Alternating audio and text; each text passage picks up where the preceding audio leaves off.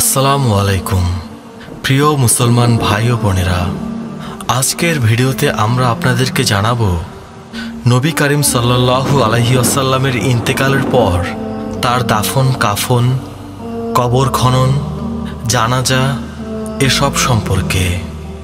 নবী করিম সাল্লাল্লাহু আলাইহি ওয়াসাল্লামের ইন্তেকাল ইতিহাসের সবচেয়ে বেদনাদায়ক ঘটনা। নবী করিম সাল্লাল্লাহু আলাইহি ওয়াসাল্লাম আজ থেকে 1400 বছর আগে ইন্তেকাল করেছিলেন, কিন্তু এখনও এই ঘটনা স্মরণ করার সাথে সাথে মুসলমান মাত্রই দেহ মন কেঁপে ওঠে। একটু চিন্তা করুন, কি মর্মান্তিক দৃশ্য। হযরত আয়েশা রাদিয়াল্লাহু তাআলা আনহার কক্ষে আল্লাহর সৃষ্টির সেরা মহান ব্যক্তি চিরনিদ্রায় শুয়ে আছেন। খেলাফতের ব্যাপারে মুসলমানদের মধ্যে যে মতপার্থক্য ছিল, সাকিফায়ে বনি সাইদা এবং পরে মসজিদে নববীর সাধারণ সমাবেশে হযরত আবু বকর রাদিয়াল্লাহু তাআলা আনহুয়ের প্রতি আনুগত্য প্রকাশের পরেই তার পরিসমাপ্তি হয়। এদিকে নবী করিম সাল্লাল্লাহু আলাইহি ওয়াসাল্লামের পবিত্র দেহ যে খাটে তিনি ইন্তিকাল করেছেন সেখানেই ছিল। মহানবী সাল্লাল্লাহু আলাইহি ওয়াসাল্লামের পবিত্র দেহ মোবারকের আশেপাশে তার শোকার্ত পরিবার পরিজনরা বসেছিলেন। হযরত আবু বকর রাদিয়াল্লাহু তাআলা আনহু খলিফা নির্বাচিত হওয়ায় সাহাবীরা দাফন কাফনের জন্য এগিয়ে আসেন। এ ব্যাপারে আলাপ আলোচনা শুরু হয়। নবী করিম সাল্লাল্লাহু আলাইহি ওয়াসাল্লামকে দাফনের ব্যাপারে মৃদু মতপার্থক্য দেখা দেয়। মুহাজিরদের একদল বলেন, নবী সাল্লাল্লাহু আলাইহি ওয়াসাল্লামকে মক্কায় নিয়ে দাফন করতে হবে, কারণ পবিত্র মক্কা নগরী নবীজি সাল্লাল্লাহু আলাইহি ওয়াসাল্লামের জন্মভূমি। আবার কেউ কেউ বাইতুল মুকাদ্দাসে নিয়ে দাফন করার পরামর্শ দেন, সেখানে তার পূর্ববর্তী অনেক নবী রাসূলকে দাফন করা হয়েছে। অবশেষে সাহাবীদের সকলের মতামত অনুযায়ী মহানবী সাল্লাল্লাহু আলাইহি ওয়াসাল্লামকে মদিনায় দাফনের সিদ্ধান্ত নেওয়া হয়। মদিনায় দাফন করার সিদ্ধান্ত হওয়ার পর প্রশ্ন দেখা দেয় যে কোথায় দাফন করা হবে। এ সময় কিছু মুসলিম দাবি করেন যে নবী করিম সাল্লাল্লাহু আলাইহি ওয়াসাল্লামের পবিত্র দেহ মসজিদে নববীর মিম্বারের স্থানে দাফন করা হোক, কারণ এখানে দাঁড়িয়ে তিনি খুতবা প্রদান করতেন। অপর কিছু সংখ্যক সাহাবী বললেন, মিম্বরের পাশে যেখানে দাঁড়িয়ে তিনি নামাজ পড়াতেন সেই স্থানে দাফন করা হোক। কিন্তু হযরত আয়েশা রাদিয়াল্লাহু তাআলা আনহার একটি হাদিসের প্রেক্ষিতে এই দুটো প্রস্তাব পরিত্যক্ত হয়। হযরত আয়েশা রাদিয়াল্লাহু তাআলা আনহা বলেন, মৃত্যুর পূর্বে নবী করিম সাল্লাল্লাহু আলাইহি ওয়াসাল্লাম বলেছেন, যে জাতি তাদের নবী রাসূলদের কবরগুলোকে মসজিদে রূপান্তর করেছে, আল্লাহ তাআলা তাদের ধ্বংস করুন। এই ব্যাপারটির মীমাংসা করেন হযরত আবু বকর রাদিয়াল্লাহু তাআলা আনহু। তিনি বললেন, আমি রাসূলুল্লাহ সাল্লাল্লাহু আলাইহি ওয়াসাল্লামকে বলতে শুনেছি, প্রত্যেক নবী যেখানে ইন্তিকাল করেছেন সেখানেই তাকে দাফন করা হয়েছে। সুতরাং সিদ্ধান্ত নেওয়া হয় যে যে স্থানে নবী করিম সাল্লাল্লাহু আলাইহি ওয়াসাল্লাম ইন্তেকাল করেছেন সেখানেই নবী সাল্লাল্লাহু আলাইহি ওয়াসাল্লামের কবর খোদাই করা হবে। হযরত আবু বকর রাদিয়াল্লাহু তাআলা আনহুয়ের বায়াত সুসম্পন্ন হওয়ার পর মঙ্গলবার দিন জনগণ রাসূলুল্লাহ সাল্লাল্লাহু আলাইহি ওয়াসাল্লামের গোসল ও কাফন দাফনের আয়োজন করল।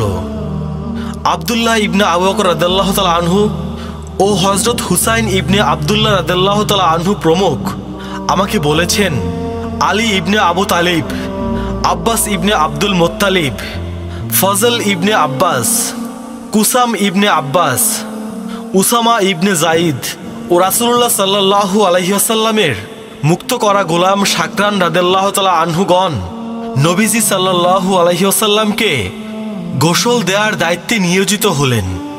এমন সময় আনসারদের মধ্য থেকে বনু খাজরাজ গোত্রের হযরত আওস ইবনে থাওলি রাদিয়াল্লাহু তাআলা আনহু হযরত আলী রাদিয়াল্লাহু তাআলা আনহুকে বললেন, হে আলী, আল্লাহর দোহাই, রাসূলুল্লাহ সাল্লাল্লাহু আলাইহি ওয়াসাল্লামের কাফন দাফনে আমাদের অংশ নেওয়ার ব্যবস্থা করুন।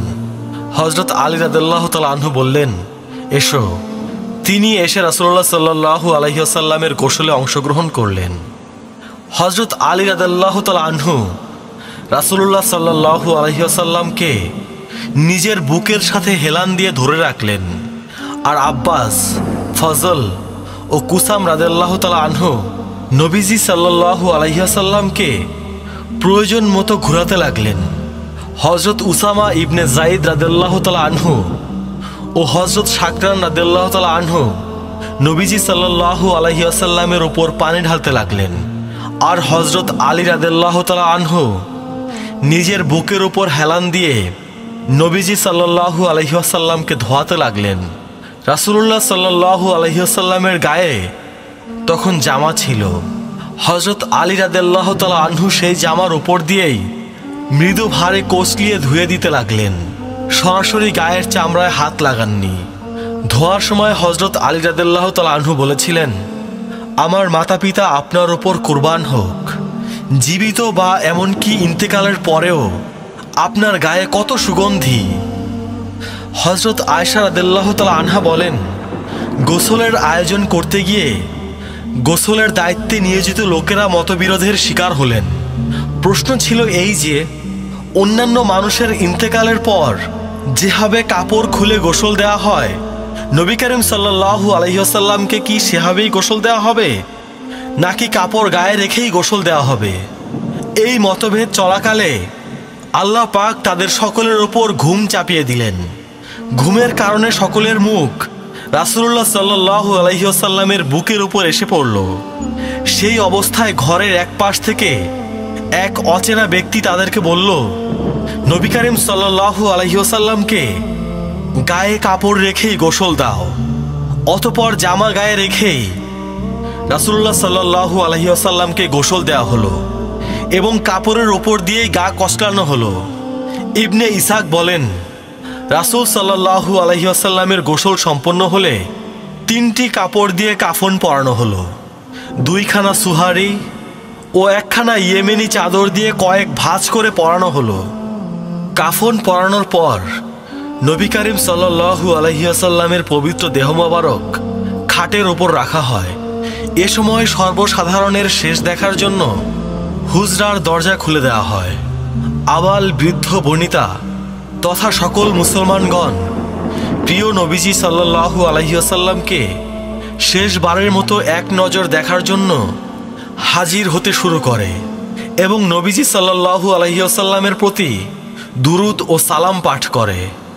শোক বিহ্বল অবস্থায় মসজিদের দিকের দরজা দিয়ে প্রবেশ করে অপর দরজা দিয়ে বেরিয়ে যেতেন।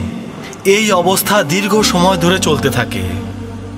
হযরত আলী রাদিয়াল্লাহু তাআলা আনহু বলেন, যখন রাসূলুল্লাহ সাল্লাল্লাহু আলাইহি ওয়াসাল্লামকে খাটিয়ার ওপর রাখা হলো, তখন আমি বললাম যে, নবীজি সাল্লাল্লাহু আলাইহি ওয়াসাল্লামের জানাজার নামাজে কেউ ইমাম হবে না, কারণ তিনি যেমন তোমাদের জীবদ্দশায় তোমাদের ইমাম ছিলেন, তেমনি ইন্তেকালের পরও তোমাদের ইমাম। অতএব লোকেরা দলবদ্ধভাবে প্রবেশ করে কাতারবন্দি হয়ে তাকবীর বলেছিল, তাদের কেউই ইমাম হয়নি। হযরত সাদ রাদিয়াল্লাহু তাআলা আনহু বলেন, যখন রাসূলুল্লাহ সাল্লাল্লাহু আলাইহি ওয়াসাল্লামকে কাফন পরানো শেষ হলো, তখন নবীজিকে খাটিয়ার ওপর রাখা হলো এবং খাটিয়া নবীজি সাল্লাল্লাহু আলাইহি ওয়াসাল্লামের কবরের কিনারায় রাখা হলো। অতঃপর লোকেরা দলে দলে ভিতরে প্রবেশ করে ইমাম ব্যতীত প্রত্যেকে একা একা জানাজার নামাজ আদায় করছিল। মুসা ইবনে মুহাম্মদ ইবনে ইব্রাহিম রহমতুল্লাহি আলাই বলেন, আমি আমার পিতার লেখা কিতাবে পেয়েছি, তাতে আছে যে যখন রাসূলুল্লাহ সাল্লাল্লাহু আলাইহি ওয়াসাল্লামকে কাফন পরানো হলো এবং খাটিয়ার ওপর রাখা হলো, তখন হযরত আবু বকর রাদিয়াল্লাহু তাআলা আনহু ও হযরত ওমর রাদিয়াল্লাহু তাআলা আনহু ভেতরে প্রবেশ করলেন এবং তাদের সাথে ঘরের ভেতর সংকুলান হয় এই পরিমাণ মুহাজির ও আনসার ছিলেন।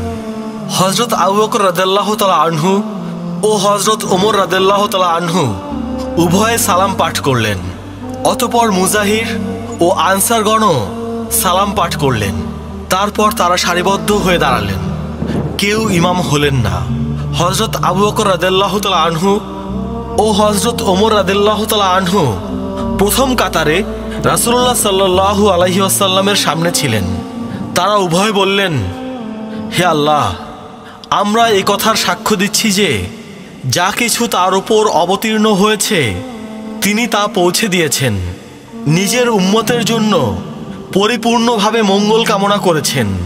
আল্লাহর পথে এ পরিমাণ চেষ্টা, সাধনা এবং জিহাদ করেছেন যে আল্লাহ তাআলা তার দিনকে সম্মানিত করেছেন। আল্লাহর কালেমা তথা দিন ইসলাম পূর্ণতা লাভ করেছে এবং লোকেরা এক আল্লাহ যার কোনো শরিক নেই তার উপর ঈমান এনেছে। হে আমাদের মাবুদ, আমাদেরকে ওই সমস্ত লোকদের অন্তর্ভুক্ত করুন যারা তার উপর যা কিছু অবতীর্ণ হয়েছে তার অনুসরণ করে, আর আমাদেরকে আখিরাতে তার সাথে মিলিত করুন এবং তার সাথে আমাদের পরিচয় করিয়ে দিন এবং আমাদের সাথে তারও পরিচয় করিয়ে দিন, কেননা তিনি মুমিনদের জন্য খুবই দয়াবান ও মেহেরবান ছিলেন। আমরা দুনিয়াতে তার উপর ঈমানের কোনো বিনিময় চাই না, আর না কোনো কিছুর বিনিময়ে এই ঈমানকে বিক্রি করব। উপস্থিত লোকেরা তাদের দোয়ার উপর আমিন আমিন বলেছিল। এভাবে একদল বের হওয়ার পর আবার আরেক দল ভেতরে প্রবেশ করছিল। পুরুষদের নামাজ শেষ হলে মহিলারা পড়ল এবং তাদের পর নাবালক বাচ্চারা পড়ল। তখনকার সময় আরবে কবর খননের দুটো পদ্ধতি ছিল। একটা ছিল মক্কাবাসীদের পদ্ধতি, তারা দায়ী কবর বা সিন্দুকি কবর খনন করত। অপর পদ্ধতিটি ছিল মদিনাবাসীদের। তাদের খনন করার পদ্ধতি হলো সিন্ধুকি কবর খননের পর মৃতের ডান পাশে দিয়ে ভেতরে খোদাই করা। সে সময় মদিনায় দু ব্যক্তি কবর খননে পারদর্শী ছিলেন। তাদের একজন ছিলেন হযরত আবু উবায়দা ইবনে জাররাহ রাদিয়াল্লাহু তাআলা আনহু। তিনি মক্কাবাসীদের পদ্ধতি অনুযায়ী সিন্ধুকি কবর খনন করতেন। অপরজন ছিলেন হযরত আবু তালহা জায়েদ ইবনে সাল রাদিয়াল্লাহু তাআলা আনহু। তিনি মদিনাবাসীদের পদ্ধতিতে কবর খনন করতেন। রাসূলুল্লাহ সাল্লাল্লাহু আলাইহি ওয়াসাল্লামের কবর খনন নিয়ে সাহাবীদের মধ্যে মতপার্থক্য দেখা দেয়। একদল বগলি কবর খননের পক্ষে, অপর দল সিন্ধুকি কবর খননের পক্ষপাতী ছিলেন। তখন হযরত ওমর রাদিয়াল্লাহু তাআলা আনহু বললেন, এ নিয়ে মতপার্থক্য ঠিক নয়, উভয়ের নিকট লোক পাঠানো হোক। যিনি আগে আসবেন তিনি তার পদ্ধতিতে কবর খনন করবেন। সুতরাং হযরত আব্বাস রাদিয়াল্লাহু তাআলা আনহু তাদের উভয়ের নিকট লোক পাঠালেন। ঘটনাচক্রে হযরত আবু উবায়দা ইবনে জাররাহ রাদিয়াল্লাহু তাআলা আনহু বাসায় ছিলেন না। হযরত আবু তালহা জায়েদ ইবনে সাহেল রাদিয়াল্লাহু তাআলা আনহু আসলেন এবং মদিনার প্রথা অনুযায়ী বগলি কবর খনন করেন। রাসূলুল্লাহ সাল্লাল্লাহু আলাইহি ওয়াসাল্লামকে শেষবারের মতো দেখতে দর্শনার্থীদের আগমন শেষ হতে মধ্যরাত হয়ে যায়। এরপর পরিবারের লোকেরা রাসূল সাল্লাল্লাহু আলাইহি ওয়াসাল্লামকে দাফন করার উদ্যোগ গ্রহণ করেন। নবী করিম সাল্লাল্লাহু আলাইহি ওয়াসাল্লাম যে কম্বল ব্যবহার করতেন হযরত শাকরান রাদিয়াল্লাহু তাআলা আনহু সেটি কবরে বিছিয়ে দিয়েছিলেন। এ সময় তিনি বলেন, আপনার পরে এ কম্বল আর কাউকে ব্যবহার করতে দেয়া হবে না। পরিবারের যে কয়জন ভাগ্যবান সদস্য নবী করিম সাল্লাল্লাহু আলাইহি ওয়াসাল্লামকে গোসল করানোর সুযোগ লাভ করেছিল তারাই নবী করিম সাল্লাল্লাহু আলাইহি ওয়াসাল্লামের পবিত্র দেহ মোবারক কবরে নামিয়েছিলেন। পবিত্র দেহ মোবারক কবরে রাখার পর কাঁচা ইট দ্বারা ঢেকে দেওয়া হয়। এরপর মাটি দ্বারা কবর তৈরি করা হয়। হযরত আয়েশা রাদিয়াল্লাহু তাআলা আনহা ও হযরত ফাতেমা রাদিয়াল্লাহু তাআলা আনহা বলেন, মধ্যরাতে কোদালের আওয়াজ শুনে আমরা বুঝতে পারলাম রাসূলুল্লাহ সাল্লাল্লাহু আলাইহি ওয়াসাল্লামকে দাফন করা হয়েছে। ইন্তেকালের দুদিন পর 14ই রবিউল আউয়াল বুধবার 11 হিজরি মোতাবেক নবী করিম সাল্লাল্লাহু আলাইহি ওয়াসাল্লামের দাফন সম্পন্ন হয়। প্রিয় মুসলমান ভাই ও বোনেরা, আজকের ভিডিও এ পর্যন্তই। ইসলামের স্বার্থে চ্যানেলটি সাবস্ক্রাইব করতে ভুলবেন না। আর আরও কীভাবে আমরা ইসলামের জন্য কাজ করতে পারি সেটা কমেন্ট করে জানাবেন। আপনাদের পরামর্শের অপেক্ষায় থাকব। সবাই ভালো থাকবেন। আল্লাহ রাব্বুল আলামিন আমাদের সবাইকে হিদায়াত দান করুন। আমিন।